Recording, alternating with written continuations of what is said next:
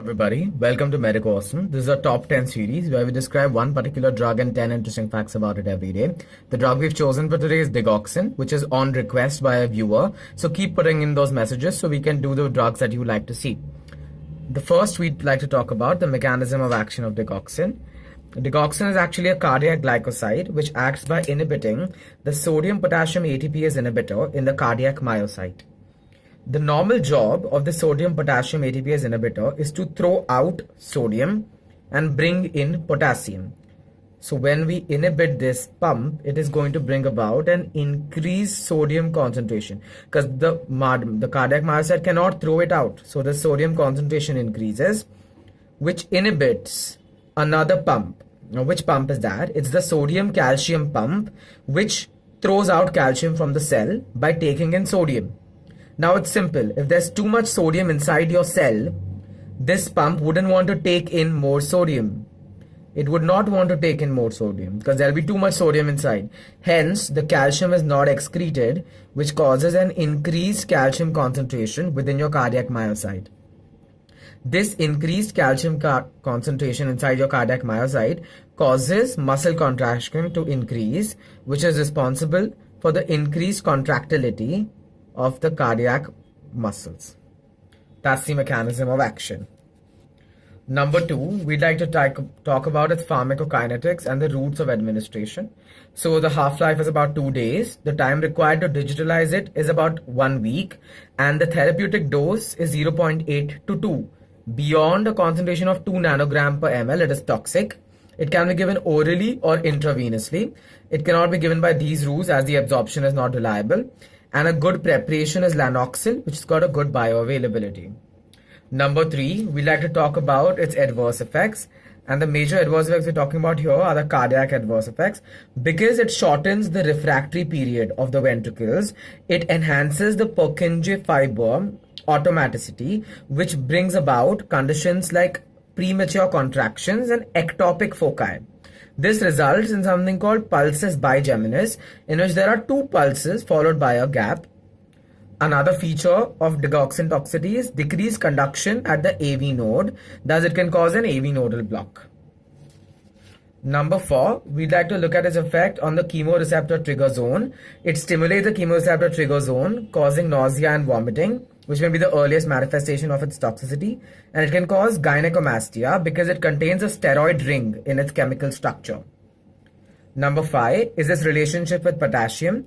Because of its ability to inhibit the sodium and potassium pump, hypokalemia increases the toxicity of digoxin.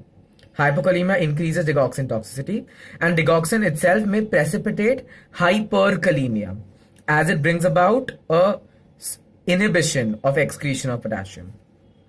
Number 6 are the interactions. The drugs that increase digoxin concentrations include quinidine and certain antibiotics, which act by inhibiting certain microbial flora that inactivate digoxin. Another interaction is with rifampicin and cholestyramine, which reduce digoxin levels.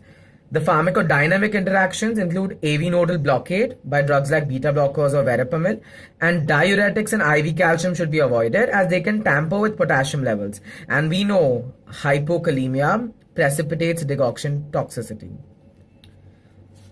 Number 7 are the contraindications. It's contraindicated in heart blocks in hypokalemia.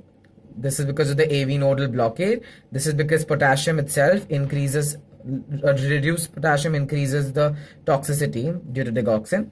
Wolff-Parkinson-White syndrome, because this increases the automaticity of the bundle of Kent. In hypertrophic obstructive cardiomyopathy, the left ventricular outflow tract, this may aggravate its obstruction, hence we avoid it, and ventricular fibrillation. Number 8 is the management of its toxicity. The first thing you would do is to stop giving digoxin.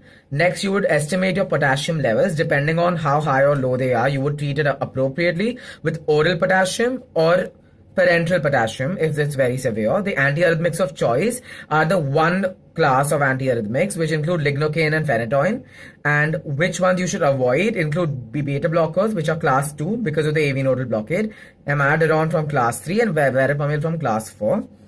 a very distinctive feature are the digibind antibodies, which reduce digoxin levels rapidly. That's an orphan drug for this indication.